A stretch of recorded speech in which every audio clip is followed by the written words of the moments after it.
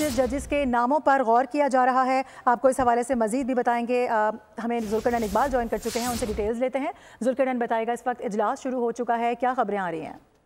जी बिल्कुल, इजलास शुरू हो चुका है। चीफ जस्टिस या अफरीदी की सदारत कर रहे हैं, जिसमें सुप्रीम कोर्ट में 8 नए जजेस की तैनाती के लिए नामों पर गौर होगा। अब ये भी देखना होगा कि सुप्रीम कोर्ट अमूमन होता है कि एजेंडे के मुताबिक उतने जजेस लगाती है जुडिशल कमीशन, या बाज़ औक़ात से कम या ज़्यादा भी हो जाते हैं। तो आज भी 8 ही जज लगते हैं या 5, 6, 7 कितने जज लगेंगे ये थोड़ी देर में पता चलेगा। तमाम हाई कोर्ट्स के चीफ जस्टिस समेत जो 5 सीनियर जजेस हैं उनके नामों के ऊपर गौर किया जा रहा है। जो बैरिस्टर गौहर हैं, जो पार्लियामेंट से अपोजिशन के रुकन है इसमें, वो अब से चंद लम्हे पहले ही यानी इजलास शुरू होने के बाद यहाँ पहुंचे हैं, क्योंकि रास्ते आने वाले बंद थे। तो अभी कुछ देर में वो भी जुडिशल कमीशन इजलास को ज्वाइन कर लेंगे।